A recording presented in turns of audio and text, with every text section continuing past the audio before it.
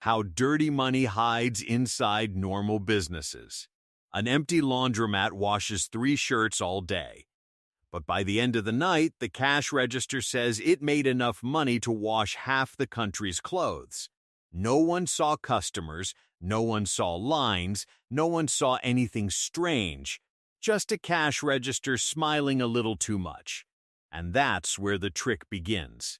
Because some businesses don't exist to sell. They exist so dirty money can walk in and come back into the world like nothing ever happened.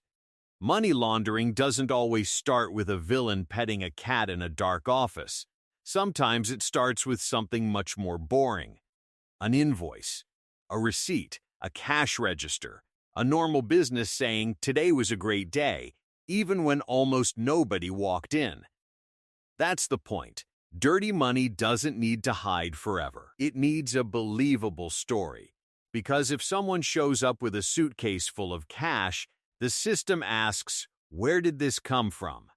But if that same money shows up as sales from a laundromat, a restaurant, or a car wash, it no longer looks like a suspicious suitcase.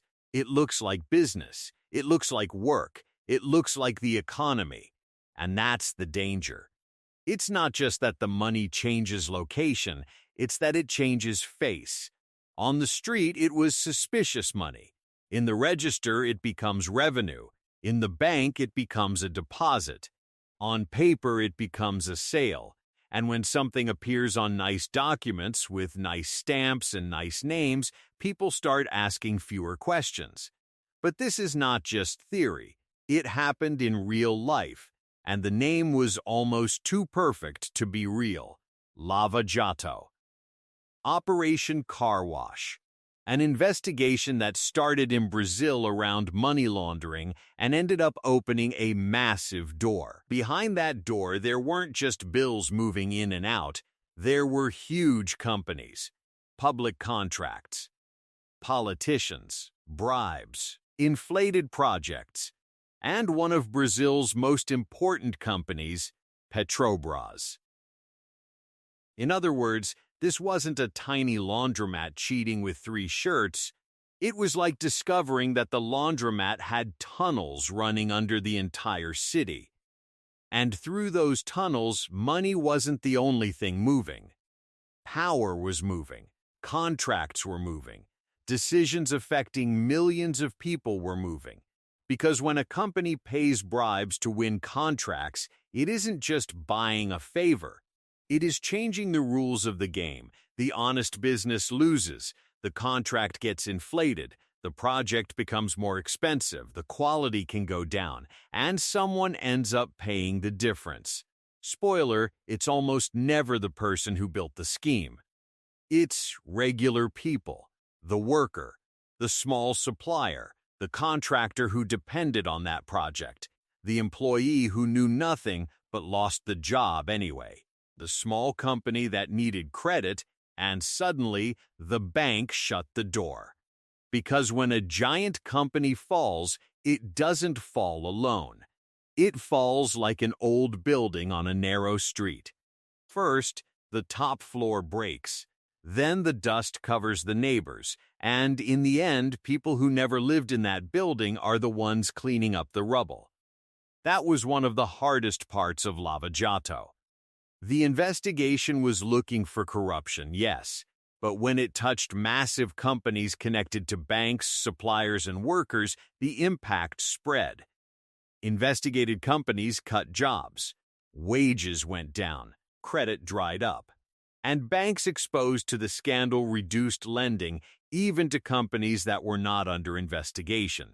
Translation for humans: if a big company falls, contractors work less. If contractors work less, people get fired. If banks get scared, they lend less. If they lend less, small businesses slow down. And if small businesses slow down, the bill lands at the house of someone who never touched a bribe. That's the damage almost nobody sees.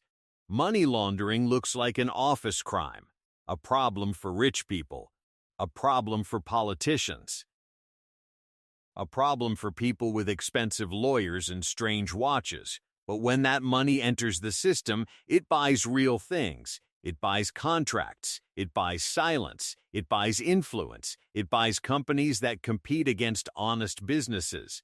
It buys properties that push prices up. It buys campaigns. It buys decisions. And when everything explodes, the explosion doesn't ask who was guilty. It just hits.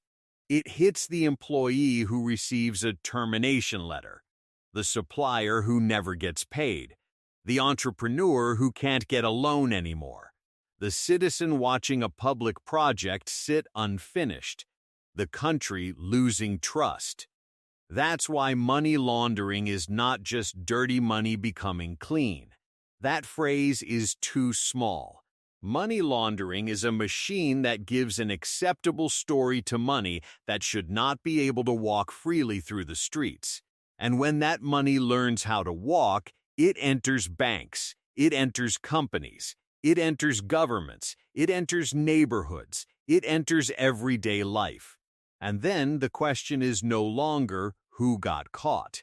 The real question is how many people ended up paying for something they never did.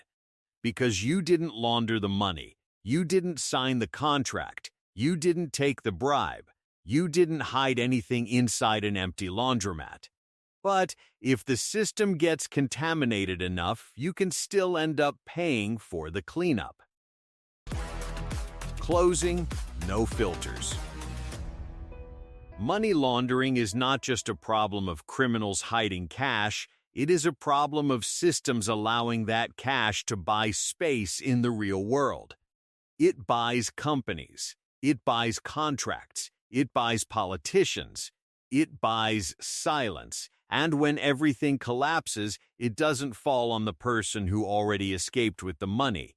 It falls on the worker, on the small business, on the supplier, on the citizen who keeps paying taxes, rent, transportation, and food like nothing ever happened.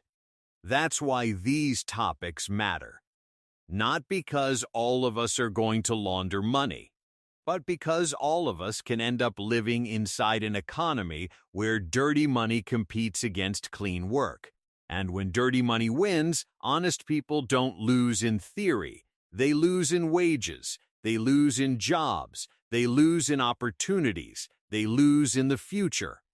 So the next time you see an empty business moving way too much money, don't just think that's strange. Think, who is going to end up paying for this? Because many times, the answer is not inside the cash register. It is in the unemployment line, in the public project they never finished, in the loan that never got approved, and in the people who did everything right but still ended up paying the bill.